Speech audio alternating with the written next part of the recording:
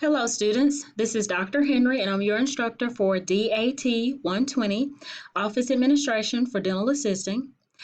This is video number 2 of our coverage of the Dentrix appointment book module. Hopefully you watched video number 1 and we're going to pick up right where we left off. We were looking at the topic of setting up your practice, your dental practice appointment schedule. So for those of you who are taking notes, the topic is practice appointment setup. And you know, when Dentrix refers to practice, it means your dental practice. So this is the overall schedule for the entire practice. So just to recap, we opened the Dentrix appointment book module. We went to the setup button and then we clicked the practice appointment setup option, and then it opened this dialog box. All right, so when we left off, I was explaining some of the things we see here. And so on the left, we see all the default settings that have been set up. So the schedule currently is Monday through Friday, and it is 8 to 5. However, to know that, you would have to click on each day, and it would show you the start time, the end time. Notice that we end at noon and open again at 1, so the office is closed from 12 to 1 for lunch, for example. And then, the second half of the day is 1 to 5. I'm gonna click cancel. If you wanted to make changes to this, for example, if you wanted to start seeing patients on Saturday, the first thing it brings up is, okay, well, what's the time? Are you doing 8 to 12, 9 to 1? Are you gonna do 8 to 5 on Saturday? So here's where you would just make those designations. I'm just gonna kind of walk through. You can use the little slider to get you to where you wanna go. So if we want it to be open from, let's say, 8 to 2 on Saturday, we could do that. No lunchtime. And now we're set up, and you'll see that change reflected when we close or say okay.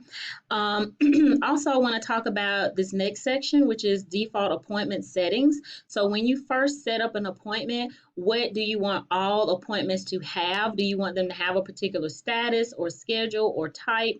And so the explanations for the items that you see here can be found either in the Dentrix user guide, or if you go to the Office Manager module, which we haven't covered yet, but you could definitely do this for those of you if you've downloaded Dentrix. The Office Manager module looks like a little dentist chair or an office chair. You click on that and then you go to the section that is titled practice definitions. It'll show you what these things mean. So I'm gonna go into the status area, and so we have a firm appointment, we have question marks, we have a firm EMR for emergency.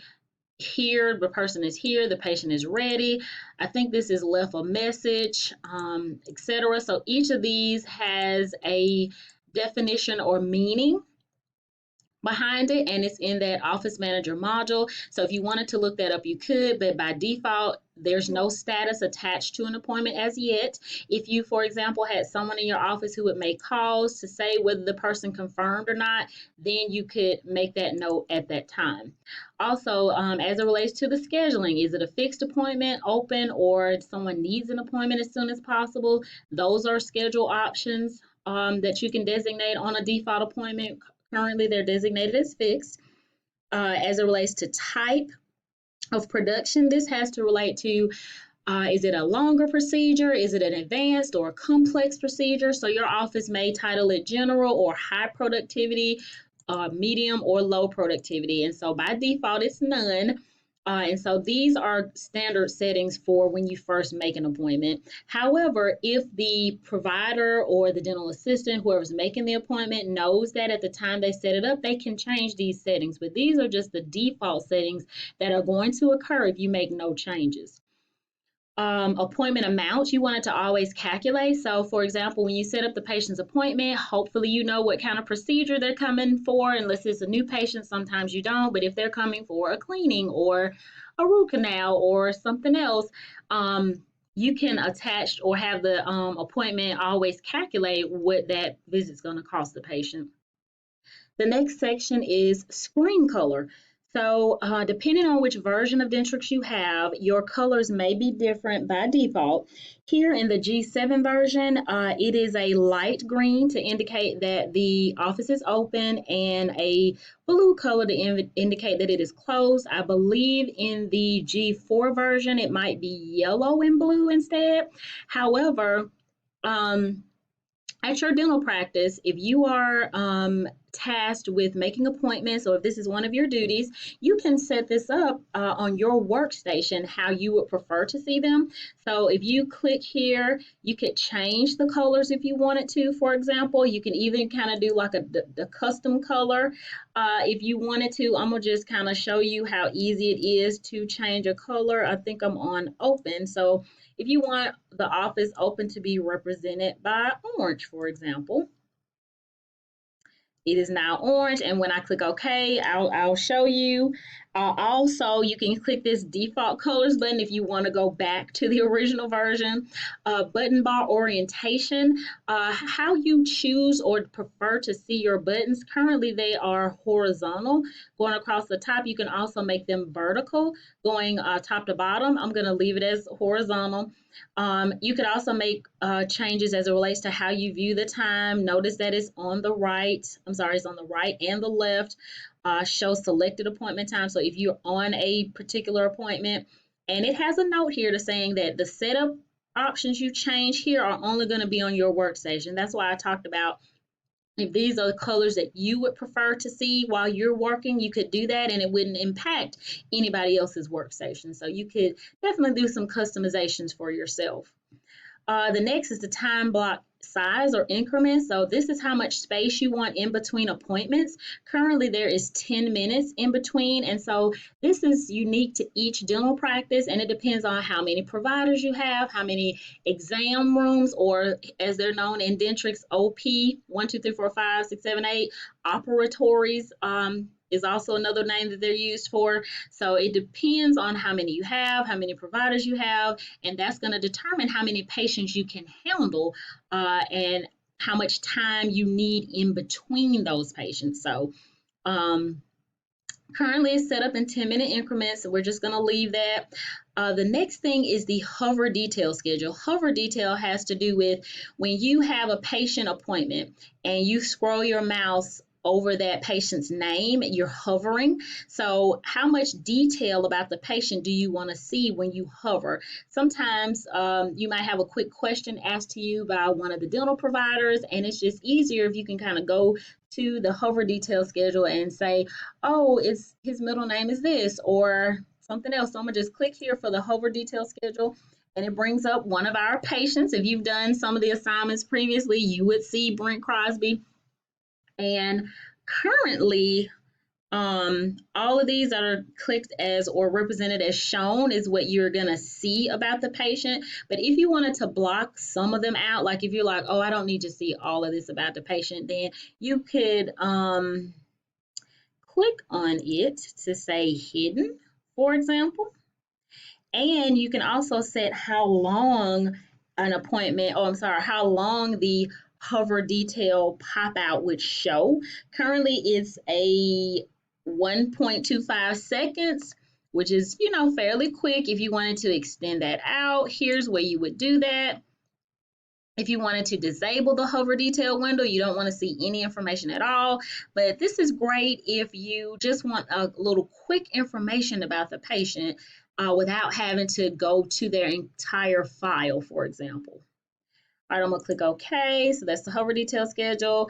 Use DDX for lab case. I don't think the DDX is new to G7. I don't think it's in the G4 version, so you might not see this, which is okay. But because we're using the Learning Edition, we're not going to use every single feature that Dentrix has, and it's okay. The options that I've just chose, I want you to see how they impact the appointment book, so I'm going to click OK. Notice that it is now orange for the times when we are open, still blue for closed. Also, if I do the week, you can now see that Sunday we're still closed, but because I added Saturday, Saturday now has open hours till 2 o'clock. To see that, you may have to scroll down to see that it does end at 2 o'clock. The next thing I would like us to look at is that hover detail schedule, and you may want to jot that down in your notes. We looked at it in that setup dialog box, but now we want to see how does it look inside of the appointment book. So I'm going to switch my view back to day view because this is the way I prefer to see the appointment book.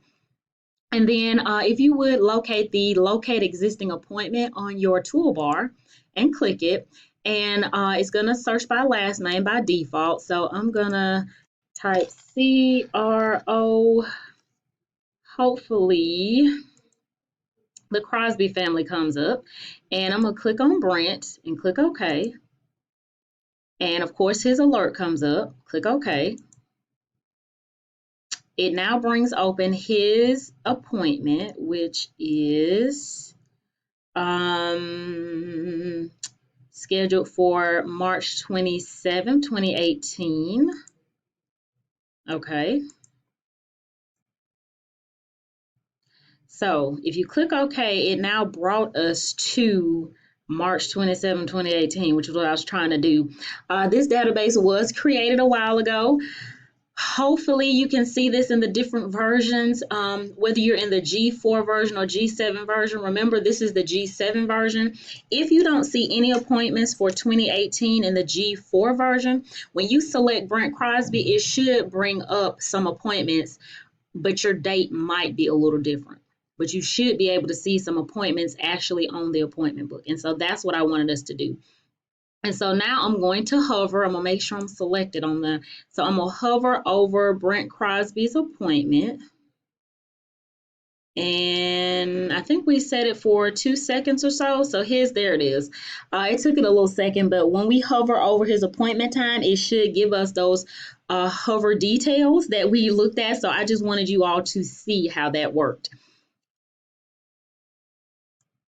The next topic we want to look at is the schedule calendar for your practice. Okay, this is a little different than your office hours because once you set up your office hours, there may be days and times that your office needs to be closed. For example, if it's a holiday that doesn't occur on the same day every year, you have to set that up. Or if it's a special day that your office is closed, let's say that your anniversary is on a Thursday and the dentist wants to be closed that day, well, you usually operate on Thursday. So to make changes to specific days, you would have to do under the topic schedule calendar for practice.